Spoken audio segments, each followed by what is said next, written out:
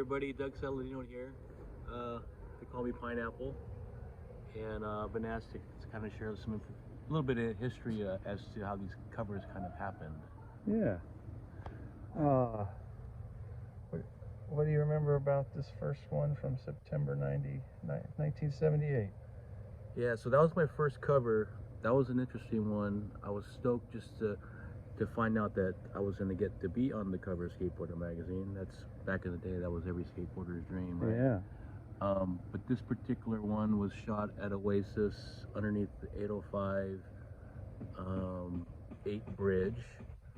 And this one took some time because Jim Goodrich, who shot the cover,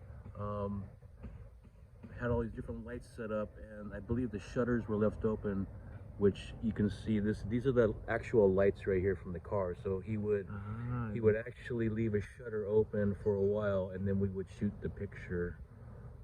So that one took quite a bit of time, and I spent a lot of time actually setting up the lighting as well, the different color lights. Was the park open at night? Or no, the park was not open at night. Special circumstances? Yeah, it was actually special circumstances, correct. Awesome. Yeah, and a little bit of history here.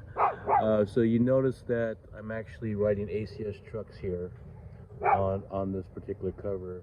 Okay. So what happened back then is I shot the initial cover on ACS, and then they did not want to put me on salary at the time.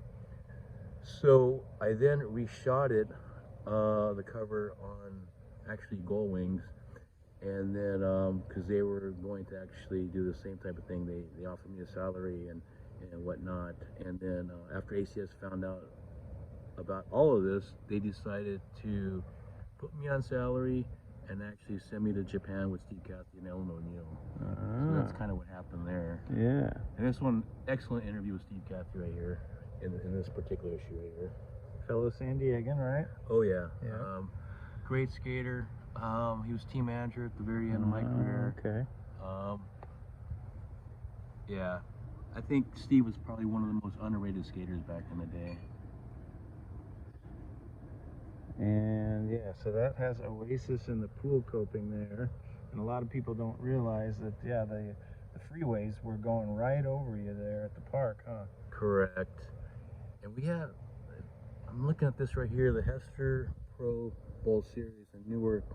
I want to say that this is where Tim Martin busted out the first rock and roll in this skate event. Okay. So there's a lot of history in this, actually. A lot of history in this particular magazine. All right, and now, so it looks like you're on a pretty skinny board there in 78, but by 80, the boards and trucks have widened up quite a bit. Yes. So probably about, this is a Fiberflex right here, with ACS and then Kryptonics. I rode for Kryptonics for quite a while with Salba and Malba and Scott Dunlap. Okay. Dave Moore was actually our team manager for Kryptonic. But yeah, that's probably about 7.5, 7 3/4, and it's a Fiberflex here. Okay. And then over here, how big's your setup, you feel? This is probably a 10-inch board right here. Okay. Yeah. So that's what? 2 years later. 2 years later. Less than 2 years, yeah. One thing I want to point out, though, is people don't realize, but like, this could be the same contest right here, the Newark contest, that Tony Alves showed up with a 10-inch wide board, and we were all on 7.5-inch, 7 3/4 board. So that changed the industry like overnight. Yeah. Now, is this Oasis as well? This is Oasis. Yeah. This is the keyhole. This was a smaller teardrop right here, and they had a larger teardrop right next to it that nobody rode because the transition was kind of funky and the bowl itself was kind of funky. So what they did at the park is they basically dropped, they built this new keyhole inside of the larger teardrop here that was here.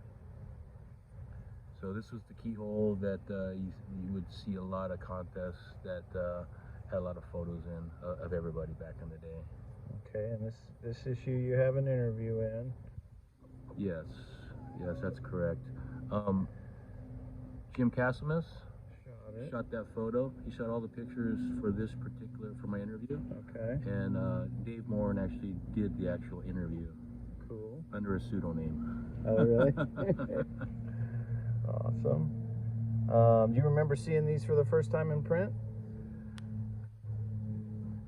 Back in the day? Yeah. Absolutely. Yeah. I was blown away to finally get a cover. And then there was a period as well as the years went on that when you got a cover, you would get an interview as well. Yeah. So Tremendous. And then many moons later, got the Concrete Wave from 2004. And that was here shot in San Diego also. yeah, that was over at Ray's pool over in Clairemont, and this particular cover was shot by Rhino, and yeah, check it out. You even have the old Sessioner shirt there. Yeah, a lot of memories, man. Yeah. And even Ted Terrebonne. portfolio. I believe he shot some of these pictures in here. Shot some of the pictures in it well. And Ted Terrebonne was he since passed a few years ago. Yeah. And great photographer, staff photographer for Skateboarder magazine back in the day as well. I always like to ask guys about classic covers. Any covers that you remember seeing early in your career that has resonated with you and stuck with you over the years? Have any of your friends' covers?